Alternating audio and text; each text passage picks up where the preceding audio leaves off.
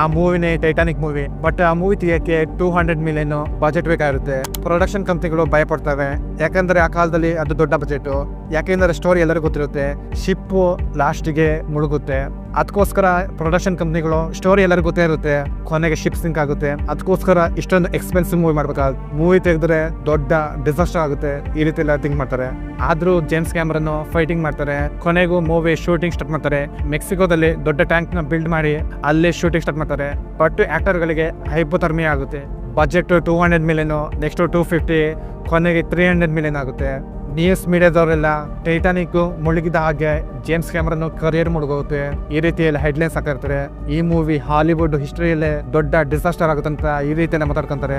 ಈ movie production ಟೈಮಲ್ಲಿ James ಕ್ಯಾಮರನ್ಗೆ divorce ಬೇರೆ ಆಗುತ್ತೆ. ಪ್ಲಸ್ ಈ ರೀತಿಯ ನೆಗೆಟಿವಿಟಿ, ಇದರಿಂದ ತುಂಬಾ ಸ್ಟ್ರೆಸ್, ಎಕ್ಸಾಷನ್ ಆಗಿರ್ತಾರೆ. ಬಟ್ ಮೂವಿ ಫುಲ್ ತೆಗಿತಾರೆ, ಯಾವುದಕ್ಕೂ ಟೆನ್ಷನ್ ಮಾಡ್ಕೊಂಡಿಲ್ಲ. ಕೊನೆಗೂ 1997 ಈ ಮೂವಿ ರಿಲೀಸ್ ಆಗುತ್ತೆ. ಫೀಡ್ಬ್ಯಾಕ್ ಮಿಕ್ಸ್ ಆಗಿರುತ್ತೆ. ಬಟ್ ಸ್ವಲ್ಪ ಟೈಮ್ ಆದ್ಮೇಲೆ ಎಲ್ಲರಿಗೂ ಮೂವಿ ಇಷ್ಟ ಆಗುತ್ತೆ.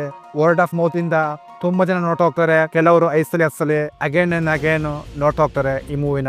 ಕೊನೆಗೂ ಆ ಮೂವಿ 1.8 ಬಿಲಿಯನ್ ಕಲೆಕ್ಷನ್ ಮಾಡುತ್ತೆ. ಆ ಟೈಮಲ್ಲಿ ಹೈಯೆಸ್ಟ್ ಗ್ರಾಸ್ ಕಲೆಕ್ಷನ್ ಮೂವಿ.